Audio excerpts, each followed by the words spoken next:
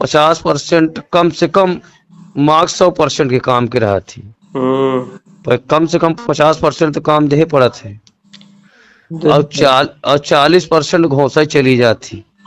हाँ, इंजीनियर पास करा था, ले लिया था कुछ इधर इंजीनियर लेन, सेक्रेटरी लेन, एसडीओ लेन, मतलब कई प्रकार के सिस्टम होते। डॉक्टर साहब की जो कार्यशैली है उसको लेकर यदि आपको मार्क देने का अवसर में तो 100 में कितना मार्क्स आप उनको देंगे?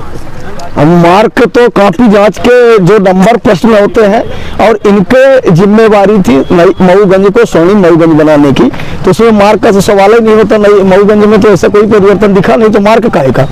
सोनी मऊगंज अभी नहीं, कुछ भी। भ्रष्टाचार के कितने हिस्सेदार, परिस्थितियों में नहीं हो रहा सुधार। ग्रामीण विकास के 76 वर्षों से हो रहे भ्रूण हत्या। केंद्र और प्रदेश सरकार बजट देती है ग्रामीण विकास के लिए और उस विकास को चंद लुटेरे मिल बांटकर खा रहे हैं। नमस्कार, आप देख रहे हैं हमारी पब्लिक न्यूज मिथिलेश त्रिपाठी के साथ। जिला मऊगंज में भ्रष्टाचार करने की होड़ सी मची हुई है कि कौन कितना ज्यादा और कितना बड़ा भ्रष्टाचार कर सकता है। किसी ने कहा है कि जब नोचा नोची मची हुई है तो तुम भी जमकर नोचो ना।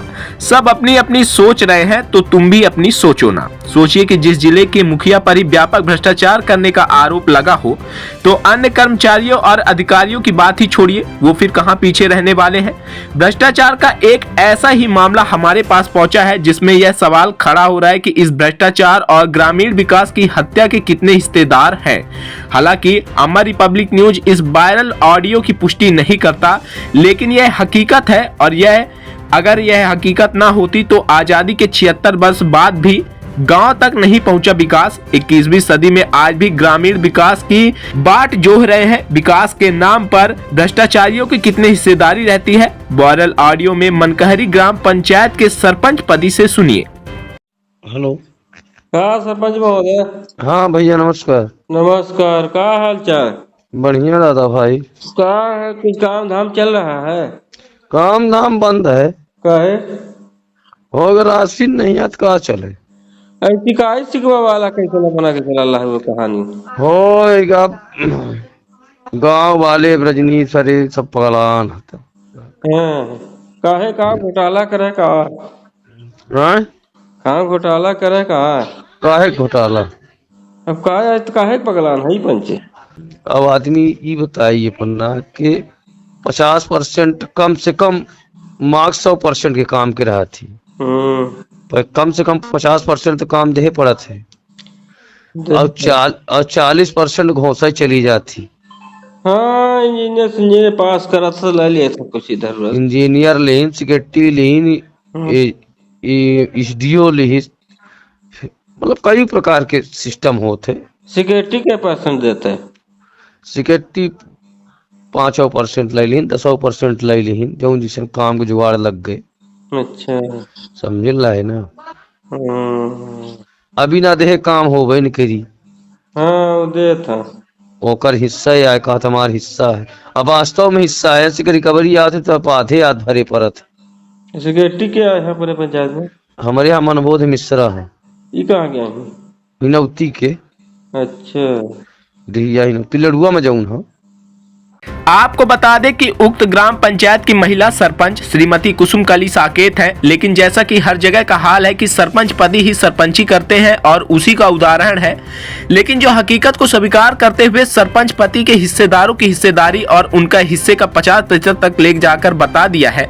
वायरल ऑडियो में सुना जा सकता है कि 50% हिस्सेदारी देनी पड़ती है, 50% कमीशन देने के बाद अब सवाल यह उठता है कि आखिर बची हुई 50% की राशि में गुणवत्ता पूर्वक काम कैसे हो। विकास के चौकीदार जब इस तरह कमीशन का काम करेंगे तो विकास की भ्रूण हत्या तो होना तय है। भ्रष्टाचारियों की पोल खोलने वाले वायरल ऑडियो को सुनने के बाद जो पूरे प्रदेश में मऊगंज जिले की नाक कटवाई है, इस भ्रष्टाचार के प्रमुख जनक सब इंजीनियर और एसडीओ के साथ साथ समय समय पर बिल के भुगतान हेतु जनपद और जिला पंचायत के वरिष्ठ भ्रष्टाचारियों को बिल भुगतान हेतु चढ़ावा चढ़ाना पड़ता है। भ्रष्टाचार पर इनकी प्रमुख भूमिका रहती है। तो क्या अब इन बड़े भ्रष्टाचारियों पर कार्रवाई होगी? समस्त ग्राम पंचायत के कार्यों का भौतिक सत्यापन करते हुए रिकवरी होगी कि नहीं? लेकिन 50% जब राशि बांट दी गई और उसके बाद सरपंच महोदय के प्रतिनिधि का कहना है कि कुछ तो हमको भी चाहिए, तो फिर आखिर काम कैसे हो?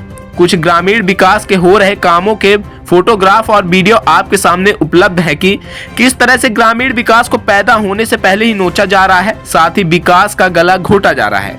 अब सवाल यह उठता है कि कोई जवाबदार नागरिक ऐसे भ्रष्टाचार की शिकायत कहां करेगा? ज्यादा से ज्यादा मऊगंज कलेक्ट्रेट पहुंचकर जिला कलेक्टर के पास शिकायती आवेदन दे देगा, लेकिन यहाँ तो और भयावह स्थिति है। यहाँ तो बाड़ी ही खेत को खा रही है। आइए सीधे जुड़ते हैं अगस्त क्रांति मंच के संयोजक कुंज बिहारी तिवारी के साथ नवगठित जिला मऊगंज में किस तरह विकास की भ्रूण हत्या की जा रही है।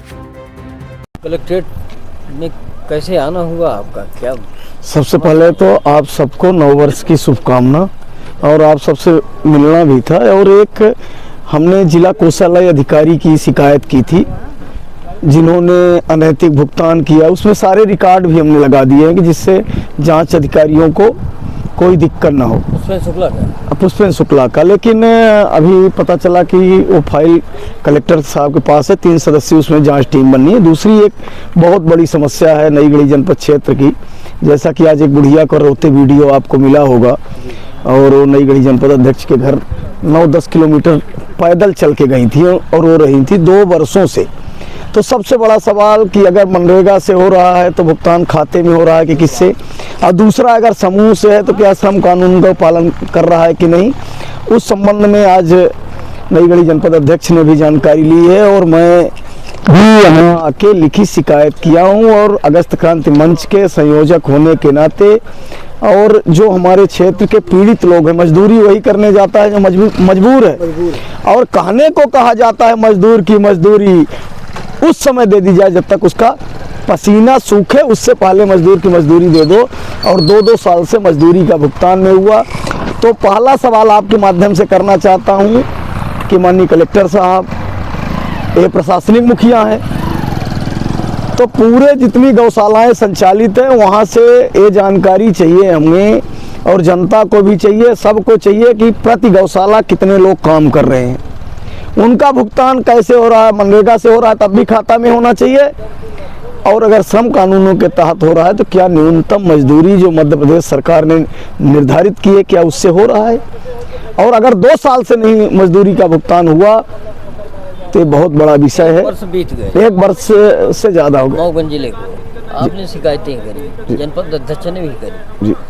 क्या कितने मामलों में निराकरण कलेक्टर साहब ने किया? भ्रष्टाचार के मुद्दे हैं वो निर्माण कार्यों के भ्रष्टाचार किस तरह से है मैं आपको दिखाता हूँ कि क्या इस तरह से कोई भी इंजीनियर और कलेक्टर महोदय या किसी के घर का इस तरह का निर्माण होता हो तो हम मान सकते हैं कि चलिए कोई अपने घर का निर्माण किस तरह से होता है तो उसी तरह से निर्माण कार्य हो, उसी की देखरेख के लिए कि अगर सरपंच है तो फिर उसमें एक इंजीनियर है, फिर एई है, फिर उसमें ई है, कई लेयर की है। लेकिन दुर्भाग्य है कि आज़ादी के 76 वर्षों बाद जो ग्रामीण विकास पैदा होता था उसकी हत्या, भ्रूण हत्या टीएस से शुरू होती है, फिर घटिया काम करने के एवज में फिर हत्या होती है, फिर उस घटिया कार्य के मूल्यांकन में उसकी हत्या होती है। तो व्यापक भ्रष्टाचार के तौर पर जितना विकास, ग्रामीण विकास, हजार की एसटी एससी और हरिजन आदिवासियों की भाइयों की बस्तियां, वहाँ रोड नहीं पहुंची है। जो भी आता है क्या है, सरकार तो योजनाएं चला रही, जिम्मेदारी है, लेकिन सरकार जितना योजना में पैसा दी है, जितना पैसा दी है, बाकी की छोड़िए, पूरे जिले की बात नहीं करता। मैं ऑन कैमरे कह रहा हूँ कि नईगढ़ी जनपद क्षेत्र अंतर्गत जल जीवन मिशन द्वारा जितने काम हुए हैं, आप शिवराजपुर चलिए ना, एक बूंद किसी घर में पानी आता हो या कहीं हुआ हो, जिसको ठेका मिला वो खा गए। उसके करने की जिम्मेदारी हाँ प्रशासनिक लोगों की है, कलेक्टर साहब की भी है, और कलेक्टर साहब को जल जीवन मिशन की एक अलग से समीक्षा करनी चाहिए, गांव-गांव आके देखना चाहिए। और अगर मेरी बात कहीं झूठी है तो इनको मेरे पे कार्यवाही करनी चाहिए कि तुम फालतू भ्रम फैलाते हो, इस तरह करते हो। मैं कह रहा हूँ कि आए और जहाँ जहाँ भूमि पूजन हुए थे जल जीवन मिशन के, दिखा दें कि कहाँ जल जीवन मिशन में काम हुआ। बड़े बड़े बिल्डिंगे, 7 सामुदायिक भवन खंडहर हो रहे हैं, खेल मैदान खंडहर हो रहे हैं, कहीं बने नहीं है। एक ग्राम पंचायत में 18 आमरण अनशन के दौरान 15 दिनों का जो आश्वासन कलेक्टर साहब के द्वारा दिया गया था, जो उनसे संबंधित बिंदु थे, कितने बिंदुओं पर निराकरण हुआ? एक में भी अभी तक कोई निराकरण नहीं हुआ है। एक में भी पत्र जारी हुए हैं, पत्र जारी हुए। अब सब में कल से हमारे द्वारा RTI लगाई जाएगी और जो हमें मौलिक अधिकार हैं, जबरदस्ती तो जाके उनसे हाथ पकड़ के करा नहीं सकते, लड़ते रहेंगे। लेकिन एक में भी कोई आज तक कार्रवाई नहीं। अगर कार्रवाई हुई होती तो पिपरछता, लालगंज के जो बड़े बड़े WRD के तालाब हैं उन पे आज तक WRD विभाग आके और उसको देखता कि क्यों नहीं हुआ। जो भीर का मुख्यमंत्री सरोवर है जिसमें एक बूंद पानी नहीं है, उस पर भी अब तक कार्यवाही रिकवरी बन गई होती। जो कटरा मऊगंज मार्ग से लगे कौरी और देवरियन गांव का रोड था 3,56,00,000 का, अगर उस पर कार्यवाही होती तो कोई आते। तो आज तक एक में भी कोई कार्यवाही नहीं हुई। और वो पत्र जो माननीय कलेक्टर साहब द्वारा दिए गए थे उस दिन, वो कहाँ जाके डंप पड़े हैं उसकी जानकारी अभी तक नहीं है। आखिरी सवाल, कलेक्टर साहब की जो कार्यशैली है उसको लेकर यदि आपको मार्क देने का अवसर में तो 100 में कितना मार्क्स आप उनको देंगे? अब मार्क तो कापी जांच के जो नंबर प्रश्न होते हैं और इनके जिम्मेवारी थी नई मऊगंज को स्वर्णिम मऊगंज बनाने की, तो उसमें मार्क का तो सवाल ही नहीं होता। नई मऊगंज में तो ऐसा कोई परिवर्तन दिखा नहीं, तो मार्क काहे का? स्वर्णिम मऊगंज की ओर अभी नहीं, कुछ भी नहीं परिवर्तन आया। परेशानी यही है। और जितना की पास में जिला हो गया है, कलेक्टर साहब के पास जाएंगे जो प्रशासनिक डर बैठेगा। और छोड़िए, मध्य प्रदेश सरकार के 2 आदेश आ चुके हैं, 10 बजे से 6 बजे तक कार्यालय खुलेगी। और आप भी एक जागरूक व्यक्ति हैं, लोकतंत्र के चौथे स्तंभ